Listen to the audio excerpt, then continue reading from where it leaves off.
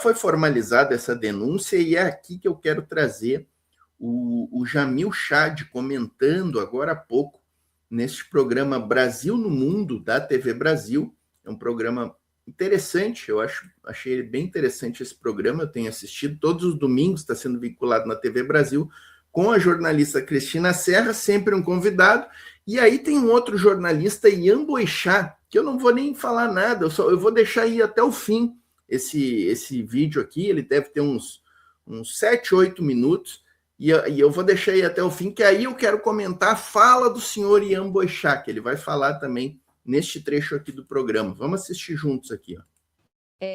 Jamil, a Venezuela, diante de tudo isso que a gente está falando aqui, ela pediu uma reunião do Conselho de Segurança da ONU, está marcada agora para terça-feira. A gente sabe, Conselho de Segurança, os países têm poder de veto, mas, enfim, o que a Venezuela pode obter neste momento, nesta reunião? Apoio de outros países, né? O crescimento de um apoio a ela diante de todas essas agressões, enfim, que resultado a gente pode projetar de uma reunião como essa no Conselho de Segurança da ONU? Olha, Cris, é obviamente uma reunião com uma certa limitação, porque, claro, o governo americano pode vetar qualquer tipo de resolução que apareça no Conselho de Segurança para falar de Venezuela. Agora, mesmo que apareça uma resolução, e não está previsto a votação de uma resolução, é muito mais para discutir a questão. Por que discutir a questão? Porque a Venezuela precisa, neste momento, de exposição. Ela precisa justamente essa estratégia de chamar a atenção da comunidade internacional para uma agressão, para uma ameaça, para um risco de instabilidade.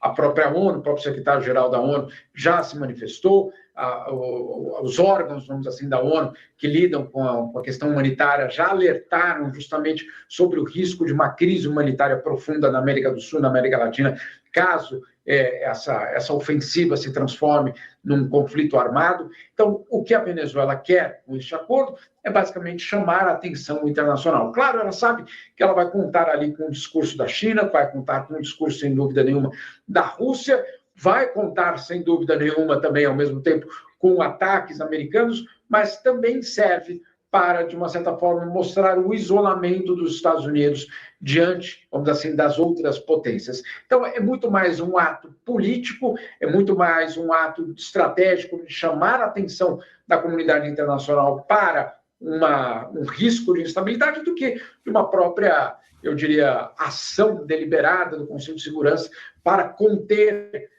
os Estados Unidos. Isso não acontecerá. Isso nós já vimos em Gaza, já vimos em tantos outros lugares do mundo. Na verdade, também vimos na Ucrânia, quando a própria Rússia vetou tantas e tantas resoluções em relação à sua invasão do território ucraniano. Então, não há aí nenhuma expectativa de que isso seja suficiente. Mas é fundamental para a Venezuela, neste momento, chamar a atenção internacional e justamente tentar criar algum tipo de, eu diria, conscientização do risco do que significaria uma desestabilização da América do Sul neste momento.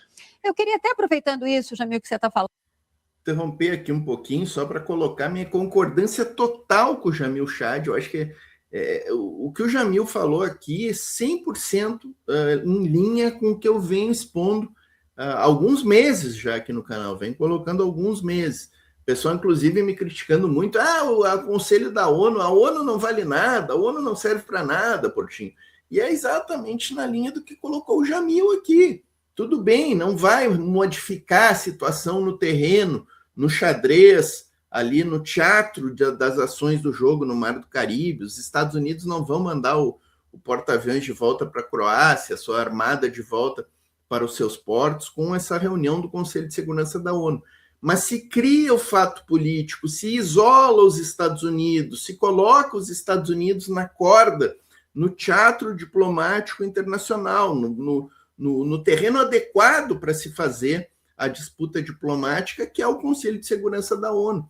E eu acho que isso demorou para acontecer, demorou certamente não por conta da Venezuela, que eu tenho certeza já gostaria de ter tratado antes dessa questão no Conselho de Segurança, e eu vou insistir aqui, por falta de atitude da Rússia e da China dentro do Conselho de Segurança da ONU, que alguns meses atrás já deviam ter tomado essa medida de levar esse tema lá para este fórum, né? Vamos seguir aqui, pessoal, vamos seguir mais alguns minutinhos. A Cristina Serra faz algumas anotações interessantes e depois vocês vão ver o senhor Ian Bochá, que está ali do lado do Jamil. Eu quero comentar sobre o que ele fala. Me reportar mais uma vez ao que o presidente Lula falou na cúpula do Mercosul, porque ele fala da Venezuela, ele diz que seria uma tragédia humanitária e ele lembra uma coisa importante, né? Ele fala que o último conflito na América do Sul foi a Guerra das Malvinas, que aconteceu há mais de 40 anos, né? Que ele fala que foi, enfim, uma guerra com um poder extra-regional, ele está se referindo, obviamente, ao Reino Unido, né? E então faz essa comparação com a possibilidade de, enfim, de um conflito militar aqui na Venezuela, o que seria, de fato, de extrema gravidade. Então, quando eu vi essa parte do discurso, de fato, a comparação me pareceu bastante procedente, né? A gente, depois de tantos anos, né, tendo passado por esse conflito lá nas Malvinas, né, você ter novamente aqui na América do Sul uma área de instabilidade que não se sabe até onde isso pode levar, as consequências desastrosas disso, né? Considerando, inclusive, outro paralelo que a gente fez aqui outro dia, eu falei da invasão do Panamá. Só que Panamá e Venezuela são países completamente distintos, né? Venezuela é um país muito maior, muito mais complexo. Então, Ian, como é que você analisa isso, né? A possibilidade dessa criação de uma área de instabilidade num continente, né, que, enfim, sempre foi sempre a referência que se faz à América do Sul é de um continente de paz e de estabilidade. Cris, eu só consigo pensar do Iraque quando eu vejo essas forças militares americanas no entorno da Venezuela. Claramente, no Iraque, não se soube e não se sabia o que fazer depois de derrubar o Saddam. E, ao que parece, os Estados Unidos não têm a mais vaga ideia do que fazer quando o Maduro se for, porque o sistema que mantém o Maduro é um sistema autônomo, é um sistema que domina o país efetivamente, com base nas Forças Armadas, nos milhares de generais que controlam tudo que você imaginar na Venezuela. Derrubar o Maduro sem um grande acordo de coalizão nacional significa disputa de poder, e disputa de poder muito feroz. O risco de explodir uma guerra civil na Venezuela não é nada pequeno. E o risco dessa guerra civil se expandir para a Colômbia e para o Brasil também não é nada pequeno. Então, quando eu vejo o que está acontecendo agora na Venezuela, eu só penso no Iraque, sabe? Eu só penso naquela caixa de Pandora que foi aberta no Iraque e que até agora ainda não se conseguiu fechar, sabe? A gente está vendo quem chegou ao poder na Síria, né? Quem chegou ao poder na Síria é um ex-líder da Al-Qaeda, um ex-líder do Estado Islâmico, da Al-Nusra, enfim, é muito perigo o que está acontecendo agora, e a impressão que eu tenho é que eles não têm a mais vaga ideia de como lidar com o dia depois. E isso é muito preocupante mesmo. O day after, né? Sempre muito mais complicado. Preocupante é ver um jornalista na TV Brasil, né, dando por consumada a queda do Maduro. Isso aqui eu acho preocupante, né? Eu tenho falado alguns programas, já comentei até com o Bruno Lima Rocha num debate que a gente fez aqui sobre esse senhor comentarista Ian Bochá. Eu tenho acompanhado esse programa, o Brasil no Mundo, da TV Brasil. Eu acho que é um programa bom, muito bom, mas tenho, assim, criticado muito as opiniões desse senhor Ian Bochá, porque ele já legitimou a Corina Machado e o Rutia como vencedores da eleição na Venezuela. Então, é um absurdo de ser dito na TV Brasil, que é uma TV pública, né? E agora essa opinião dele, dando por fato consumado a queda de Maduro e dizendo que o que sustenta Maduro são só os generais e as Forças Armadas venezuelanas. A gente sabe que é um elemento essencial da segurança e da legitimação do poder popular da Revolução Bolivariana, essa questão das Forças Armadas soberanas e de defesa da soberania da Venezuela, mas o que sustenta efetivamente o poder popular na República Bolivariana são as forças populares. As comunas, acho que o senhor Ian Boixá não sabe que existem mais de 5.000 comunas na Venezuela e que existem mais de 4 milhões de venezuelanos armados pelo poder popular da República Bolivariana e prontos para defender o território venezuelano. São as milícias bolivarianas. Essas comunas que efetivamente são o poder popular no dia a dia, na realidade concreta da Venezuela, e os 4 milhões das milícias, de pessoas das milícias bolivarianas, esse é a sustentação, não do governo Maduro, mas da Revolução Bolivariana. Então, quem está informado sobre a Venezuela não pode ter uma opinião como essa, completamente distoante da realidade, já dando por consumada a queda do Nicolás Maduro, né, pessoal?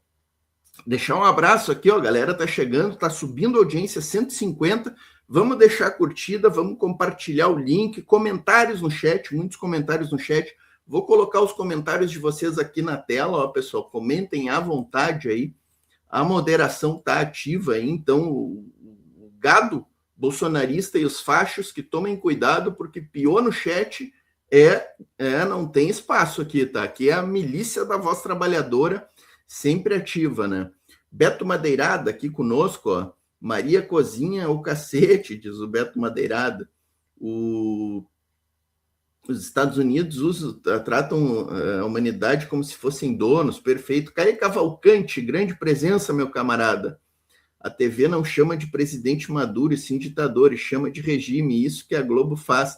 Pois é, o Trump não é ditador, né? Não é o regime do Trump, né? É impressionante, né?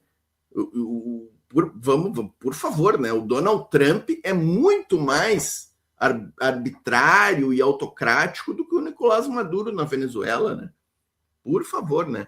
Sidney Cripa tá na área, João Santos Ferreira, meus camaradas aqui, ó, o Pinguim, grande Pinguim, esquentou, o verão chegou e o Pinguim voltou. Grande presença aí do camarada Pinguim aqui pelo chat, ó. Éder Vieira da Rocha, grande presença. Venezuela será um novo Vietnã se os Estados Unidos invadirem o país. Talvez seja até pior, tá, o Éder Vieira, porque o Vietnã não tinha tanta preparação, assim, em termos de armamentos, inclusive, né, como tem a Venezuela.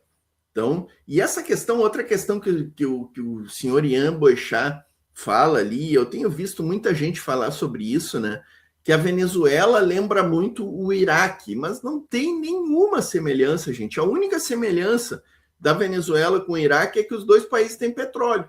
É a única semelhança que eu vejo. Porque a Venezuela não tinha, exatamente pelo que eu acabei de falar, gente, o Saddam Hussein não tinha as forças armadas tão coesas do seu lado, o Saddam Hussein não tinha 5.000 comunas de poder popular instalado no Iraque, como o Maduro tem, e o Saddam Hussein não tinha 4 milhões de homens armados, a milícia do Saddam, não existia a milícia do Saddam, como existe a milícia bolivariana na Venezuela. Então, é um contexto totalmente diferente, Isso para ficar só por aqui, tá, pessoal? Isso para ficar só por aqui. Ó. O Iraque também não tinha os armamentos de defesa, os mísseis antiaéreos que a Venezuela tem, e toda a estrutura que a Venezuela tem, tá, pessoal?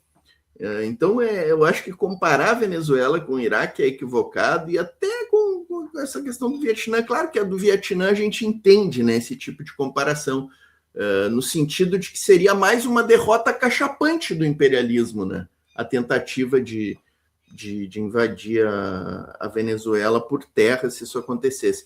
Vamos avançar, pessoal, vamos avançar.